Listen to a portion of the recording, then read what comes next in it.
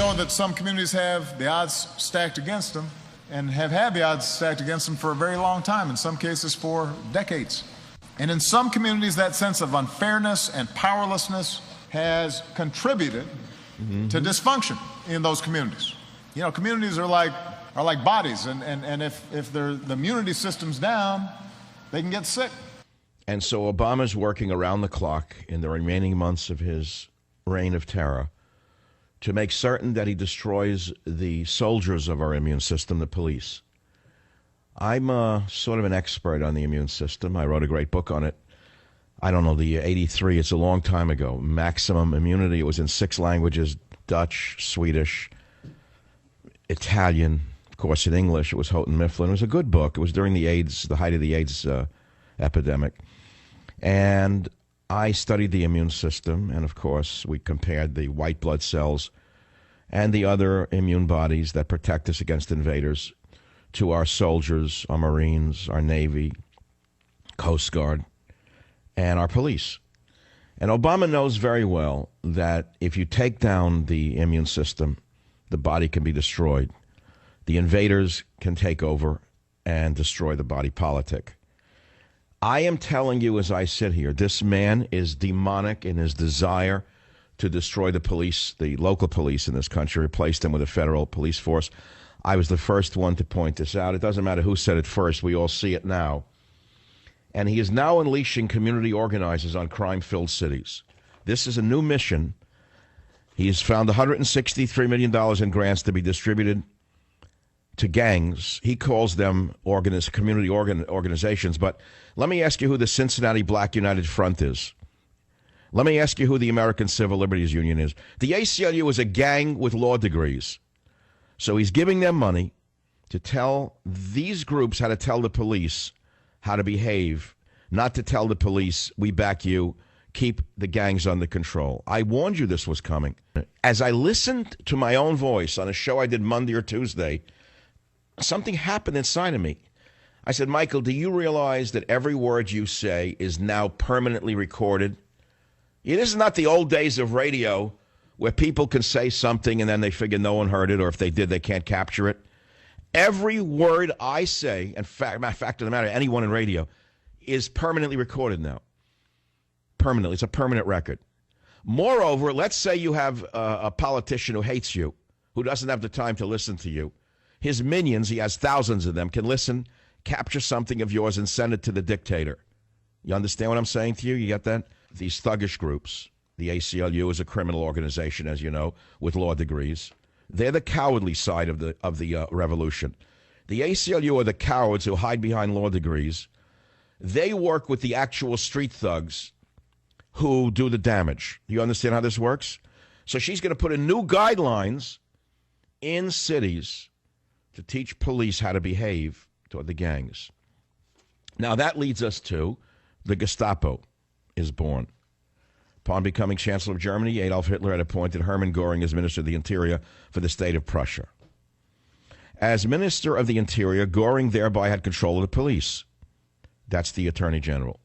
She's fundamentally the Minister of the Interior. The Attorney General is our Minister of the Interior. So in Germany, Goering had control of the police. She doesn't have control of our local police because we have a constitution, we have state governments, which are supposed to function separately from the federal government to avoid a dictatorship. But we have a man who was a madman in the White House, surrounded by demagogues who want to take over every aspect of our lives. The first thing Goering did was to prohibit regular, uniformed police from interfering with Nazi brown shirts out in the streets. So I said, well, what does that have to do with America? There are no Nazi brown shirts. Yes, there are. They're the gangs. They're the thugs who just burnt Baltimore. They are the brown shirts. They burnt Baltimore. First they tried Ferguson and they got away with it. Then they had the president covering for them, putting out the false narrative of the gentle giant, who was actually a criminal, trying to kill a cop. So he covered for them, and these thugs are now controlling Ferguson and Baltimore. And so let's go back again to history. Goering, first thing he did was prohibit regular uniformed police from interfering with Nazi brown shirts out in the streets.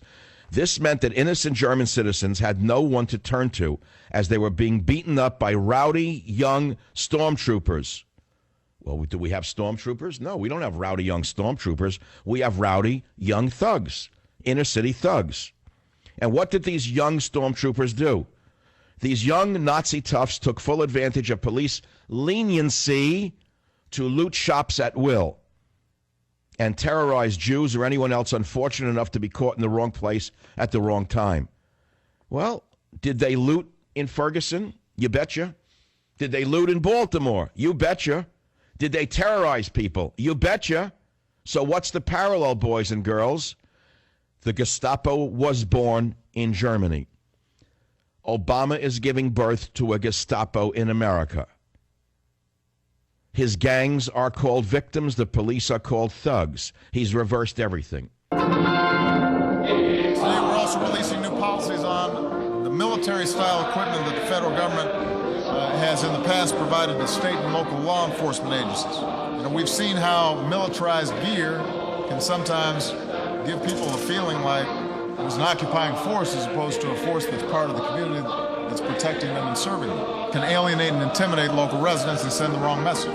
So we're going to prohibit some equipment made for the battlefield that is not appropriate for local police departments. Those that do not know the history are condemned to repeat it, so I'm giving you a little historical music, the Horst Wessel song of the Nazi Party, as a little background music to the soft-spoken president of the United States of America circa 2015. Of course he's not a Nazi. Are you crazy? Why, there are no concentration camps. Not at all. There are no brown shirts in the streets. Not at all. It's done for, let us say, attracting your attention. And maybe you'll break through the fog of confusion, doubt, and illusion. The illusion created by the grand illusionist Barack Obama. Barack Obama is the greatest illusionist in the history of the presidency. Make no mistake about it, he's a grand illusionist.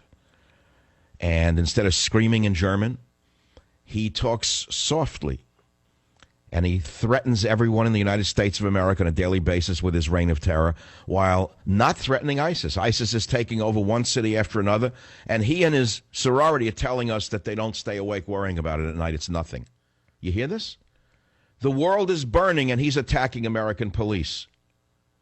So I want to go back to how the Gestapo was born in Germany, so maybe you'll understand the danger we are in. Because Obama and Loretta Lynch, the Attorney General, have announced they're giving out $163 million to community organizations like the Cincinnati Black United Front and the ACLU to take over the police and teach them how to behave. Community organizers on crime-filled streets. So what does that have to do with Germany, 1930s, and Hitler? Well, you listen and figure it out. Okay, I gave you the background. In the beginning, first thing Goring did as a Minister of the Interior, the Attorney General at the time, was prohibit regular uniformed police from interfering with Nazi brown shirts out on the streets. So the brown shirts were able to take advantage of police leniency to loot shops at will, terrorize anyone unfortunate enough to be caught in the wrong place at the wrong time. That's your inner city gangs. That's what just happened in Ferguson and Baltimore and New York. Next, what happened next? All you geniuses.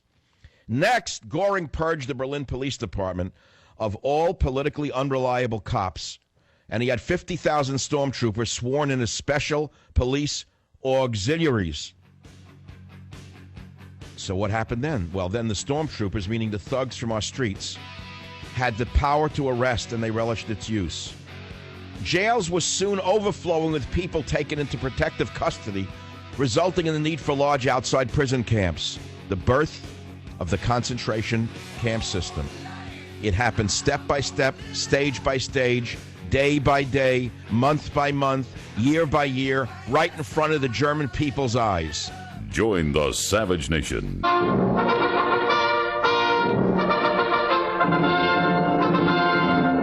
We know that some communities have the odds stacked against them and have had the odds stacked against them for a very long time, in some cases for decades.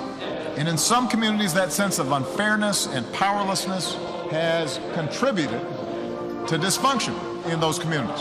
You know, communities are like bodies, and if the immunity system's down, they can get sick.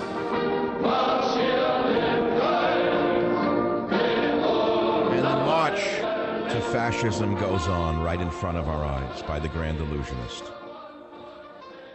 For 2 segments now, I've been showing you what happened in Germany, how the Gestapo, that's the secret police, were born under Hitler, and how Obama is, step by step, stage by stage, copying the same playbook. You say, come on, you're crazy. Well, then I'm crazy. Have me locked up and put into a state mental hospital so you can listen to the fools who say it's not happening. Doesn't have to be an exact parallel to be a parallel, does it? So he appointed as Minister of the Interior Goring to control the police. Obama appoints his Attorney General, first Holder the fascist, and now Loretta Lynch, fascist junior, to attack the local police. That's the first thing Loretta Lynch did. The first thing the fascist in a skirt did was go after the police in America. Make no mistake about it. She didn't go after the gangs after Baltimore. She went after the police. So which side is she on? So what did Goring, the equivalent of Loretta Lynch, do when he took power? He prohibited regular uniformed police from interfering with Nazi brown shirts out in the street. What does that mean? Who are the Nazi brown shirts? What are you, crazy, Savage? The thugs in Baltimore, the thugs in Ferguson, the ones who robbed convenience stores, the ones who burnt the cities down, the ones who beat up the police. They're the brown shirts. And instead of the government attacking them and giving the police new powers to arrest and detain them, they took more powers away from the police. So the young brown shirts looted shops at will and terrorized anyone unfortunate enough to be caught in the wrong place at the wrong time. What happened next? Next, Goring purged the Berlin Police Department of politically unreliable cops, and he had 50,000 stormtroopers sworn in as special police auxiliaries. If Obama moves to that next stage where he permits community groups to police themselves, we will say the next step is in place. They are the stormtroopers. And what happened after that was stormtroopers had power of arrest and they relished its use. They arrested people under the guise of protective custody. The prisons were overflowing. They needed to create outside prison camps, the birth of the concentration camp system. So what did he do next? Goring next turned his attention to the plainclothes police. On April 26, 1933, a decree was issued creating the secret police office, Geheime Polizeiamt, which quickly became known as the GPA. The name was changed to Secret State Police, Geheime Staatspolizei. Gestapo was derived from 7 letters within the full name, Geheime Staatspolizei, G-E-S-T-A-P-O. Gestapo was derived from the 7 letters within the full name of Geheime Staatspolizei. Goring promptly began using the Gestapo to silence Hitler's political opponents in Berlin and surrounding areas, and also to enhance his own personal power. And so what did he do? Well, to his great delight, Hermann Goring discovered that the old Prussian state police had kept many secret files on the private lives of top Nazis, which he studied with delight. Let's pause right there. Tell me where the secret files on the private lives of top Republicans are, and for that matter, top Democrats. Do you remember Bill Clinton and Hillary Clinton, the FBI files? Do you remember them stealing the FBI files? Remember they disappeared? Those are the secret files. That's why the Republicans are silent. That's one estimation of why. It doesn't have to be the reason. It could be plain cowardice and greed on their part as well. It could be as simple as they're just greedy dirtbags. They're just greedy dirtbags interested only in advancing the financial advantages of their contributors, the Republicans. So it could be that. It could be the secret files on the private lives of top Nazis. What happened next? February 10, 1936, Nazi Reichstag passed the Gestapo law, which included the following paragraph. Listen carefully, all you lovers of Obama, the leader of America. Neither the instructions nor the affairs of the Gestapo will be open to review by the administrative courts. Didn't he just do that with the trade agreement with Asia? Didn't he have a secret file in the basement of Congress that no one could look at except Congress? The press couldn't see it. And then the members of Congress could not even take notes and bring them out of there. Obama has every instinct of a dictator. Neither the instructions nor the affairs of the Gestapo will be open to review by the administrative courts. What this meant was the Gestapo became a group above the law, and there was no legal appeal regarding anything it did. Does it sound familiar to you? Do you feel powerless no matter what this character does with his little pen? There's no appeal beyond him. And what happened next? Well, the Gestapo became a law unto itself. And so people could be arrested for no reason, interrogated for no reason, and sent to a concentration camp for incarceration or summary execution without any outside legal procedure. Well, we're a long way from that, aren't we? Pause. Someone could be arrested in America now for what? Interrogated for what? For what? I don't know. Maybe you disagree with some of his policies and you're a threat to national security. Maybe that'll be a new law of Loretta Lynch. The Grand Illusionist put out a thing on climate change last night that has people who are sane shaking their heads saying, he says, climate change causes allergies, asthma, downpours, poverty, and terrorism. Now, you'd have to create this as a fictional script for a country that's gone mad, that has an insane leader, to believe that a president would be able to get away with this after failing on every front. ISIS, who is incorporating slavery, kidnapping, murder, destroying artifacts going back 1,000 years, this is what this demented fool is doing? He's giving a speech on climate change to the Coast Guard? Yes, he did. He did. He says that's a part of readiness, is dealing with climate change. Listen to clip 1. This is your leader. Climate change poses a threat to the readiness of our forces. Many of our military installations are on the coast, including, of course, our Coast Guard You know he doesn't stations. believe. Stop. You know, I want you to listen to his voice.